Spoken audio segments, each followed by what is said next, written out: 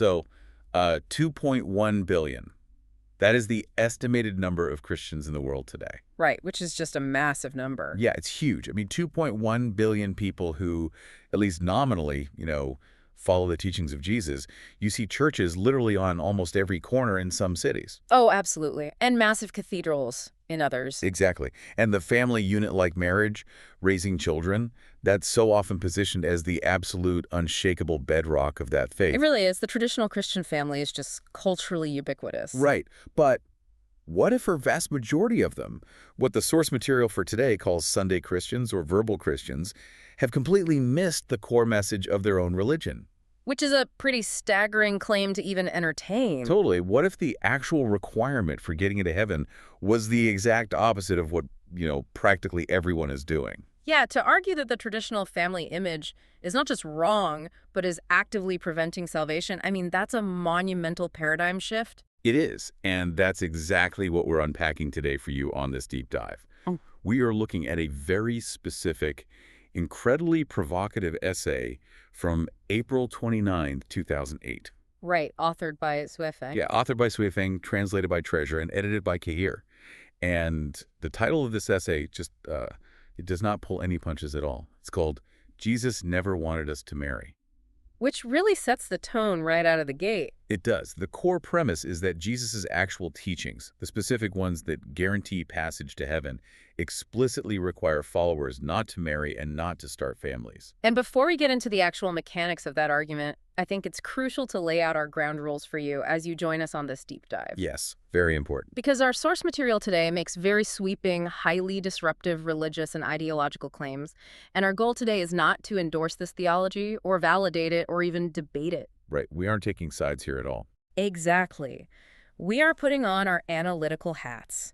We want to look strictly at the architecture of the argument. We're examining how this writer takes ancient, familiar texts and engineers a radically alternative conclusion. We're just putting the blueprint on the table for you, and we're looking at how it was drawn.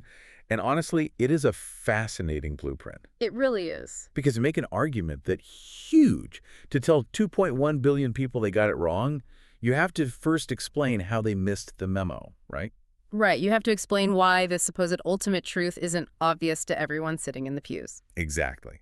And that is where Sui Feng begins. He does. He starts by establishing this very specific theory about Jesus's method of communication. To understand why the masses got it so wrong, Sui Feng argues you have to look at the delivery system. Okay, so what was the delivery system? Well, Sui Feng argues that Jesus simply couldn't speak his core message directly during the time he lived. Like, if he had walked around openly telling everyone in first century society to just abandon marriage entirely, People probably wouldn't have been super receptive to that.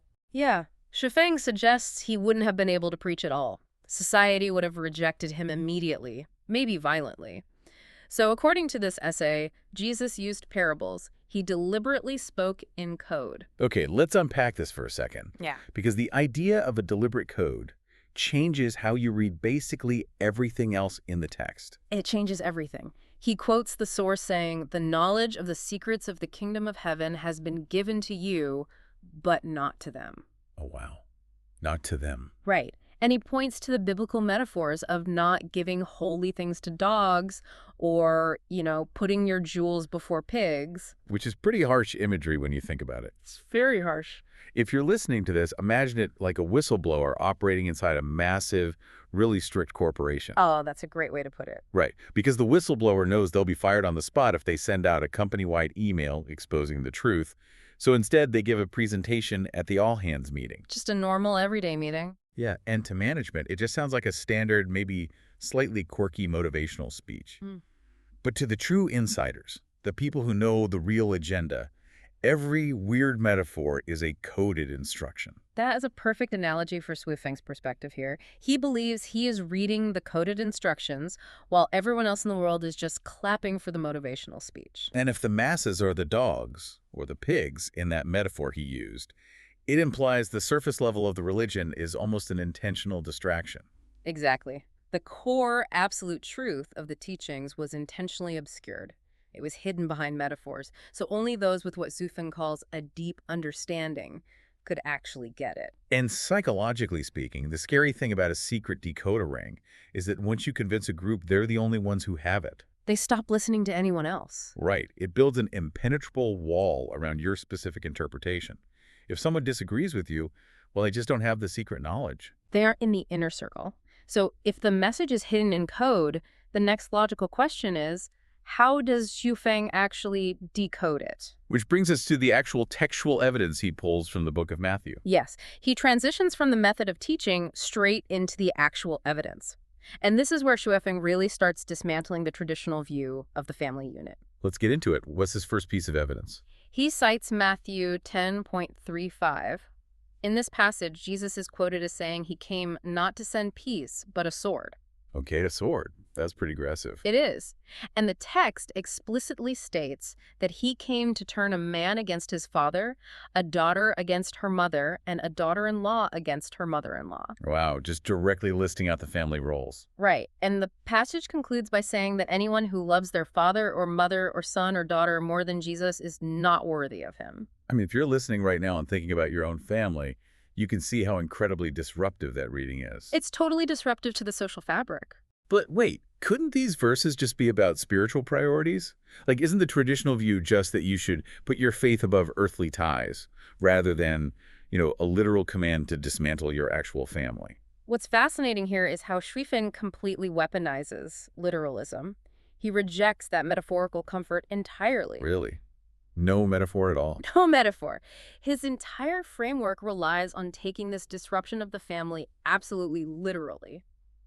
In his argument, the sword isn't a feeling of inner conviction. It is a functional tool for severing earthly familial bonds. So he's saying the true believer has to literally walk away from their biological family structure. Yes, and he pairs that with Matthew 12.50 to take it a step further.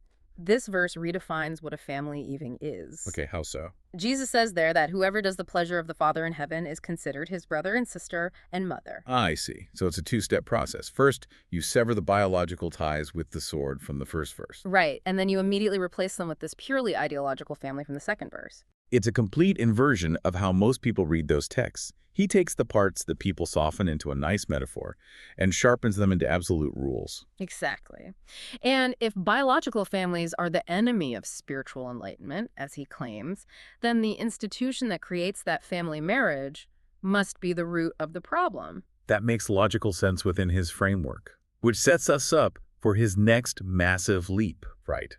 The jump from reprioritizing the family to an outright mandate against marriage. Yes, and this hinges directly on his interpretation of Matthew 19, specifically verses 9 through 11. Okay, what happens in Matthew 19? Well, Jesus is discussing the rules around divorce and adultery, and the rules he lays out are so incredibly strict that his disciples actually respond with frustration. Like they push back on it. Yeah, they basically ask, if this is the situation between husbands and wives, then is it best not to marry at all? They sound totally exasperated. Like, maybe we should just skip this whole marriage thing entirely. It definitely reads as a moment of practical frustration, but Jesus replies to them by saying, not everyone can accept this word, but only those to whom it has been given. Okay, wait. This is where the rhetorical manipulation gets super interesting to me. Right, because of how he defines what has been given. Exactly. Because usually, finding a spouse and having a family is framed as the ultimate divine gift. But Xu concludes that the phrase not to marry is a literal exclusive gift or grace.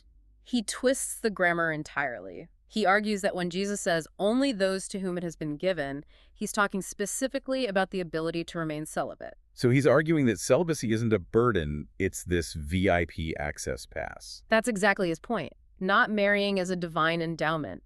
Only the people who possess this specific hidden gift can even understand or accept the unmarried lifestyle. Which circles right back to the secret code theory we talked about earlier. It creates a perfect closed loop of logic. Yeah, because if you don't have the gift, you won't understand the code, and you'll just go out and get married like a normal person. Right.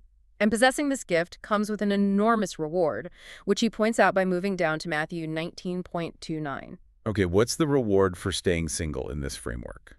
The verse promises that everyone who has given up houses or brothers or sisters or father or mother or child or land for his name will receive 100 times as much. 100 times, wow. 100 times as much and eternal life.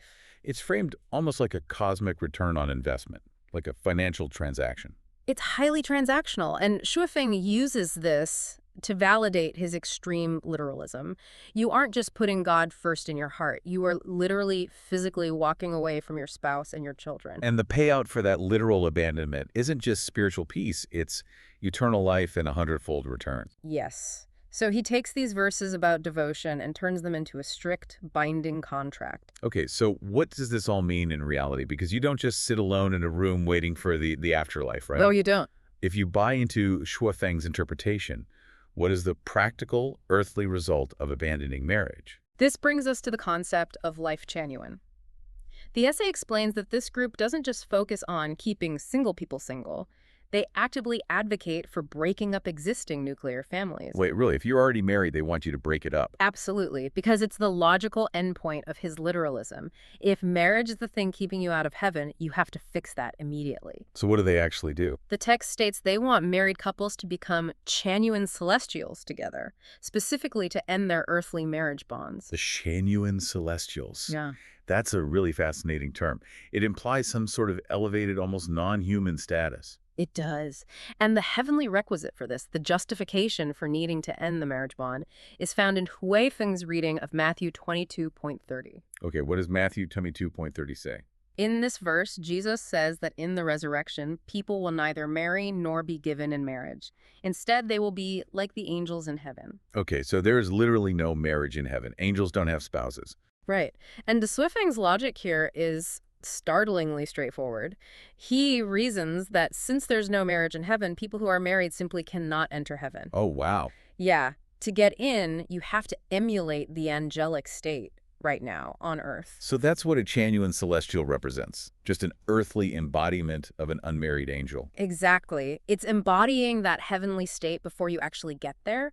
Now, the text notes that Shuofeng points to larger bodies of work, like the Life Genuine and the Shuofeng Corpus, for deeper explanations of why this is. Right, but those specific texts aren't in our stack for today. No, they aren't. But the foundational logic in this specific essay is remarkably clear. It's like a really strict dress rehearsal for the afterlife. If you're listening, imagine knowing for a fact that the heavenly dress code doesn't include wedding rings. That's a great analogy. Right. Shuofeng basically expects you to take yours off right now while you're still sitting in the earthly waiting room. Because if you walk up to the door wearing the ring, you are automatically disqualified. Yes, if you hold on to earthly bonds, you're inherently unprepared for the heavenly reality. You're just wearing the wrong uniform. It's such a stark, uncompromising conclusion to come to. He really doesn't mince words in his conclusion either. He addresses Christians directly, challenging their entire identity. What does he say to them? He asks if they truly deserve to be called Christians when they are, in his exact words, obsessed with marrying and loving your families. Obsessed with loving your families. That phrasing is just incredible. He literally turns a basic human instinct like loving your kids into a disqualifying, toxic obsession. He frames traditional familial love as an anchor weighing down the soul. Which is just so intense. It is, and the source ends with a really chilling warning to traditional believers. Shuofeng writes, "Do not shout, 'Lord, Lord,' Jesus will not hear you." Wow. So he's painting a picture of millions of people who live their entire lives thinking they were doing everything right. Going to church, raising good families. Yeah, arriving at the end only to be completely rejected because they chose the comfort of their family over his hidden truth. That is a heavy place to land. It's extremely heavy. But, for you listening to this deep dive, I think this whole essay is just an absolute masterclass in the power of perspective and interpretation. Oh, definitely. It shows exactly how a single, specific lens applied to ancient, widely read texts can yield a highly controversial set of rules for living. 2.1 billion people read the exact same book, and the vast majority extract a manual for building a strong family. Exactly. And then Shuofeng reads it, applies his secret code framework and absolute literalism, and extracts a mandate to dismantle the family entirely. It proves that how we read is just as powerful as what we read. I couldn't agree more. And I think if we connect this text to the broader human experience, it raises a really profound psychological question. Yeah. What's the takeaway there? Well, Shuofeng's entire premise rests on the idea that the ultimate truth is a secret code, meant only for a select few who are granted the gift to understand it. Right, the whole insider versus outsider dynamic. Exactly. So I want to leave you, the listener, with this thought to chew on as we wrap up. If a community fundamentally believes its core truth is a secret code, how does that shape the psychology of that group over time? Oh, that's interesting. Does relying on secret, hidden meanings protect a community from outsiders, or does it permanently isolate them from the rest of the world? That is a fascinating question to leave on. Hmm. Because when your version of the truth requires you to literally sever your most basic human connections, like your marriage and your family, the line between spiritual enlightenment and total social isolation gets incredibly blurry. It absolutely does. Well, thank you so much for joining us on this deep dive. Keep examining the arguments, keep looking at the blueprints of how these ideas are built, and above all, keep questioning the information around you.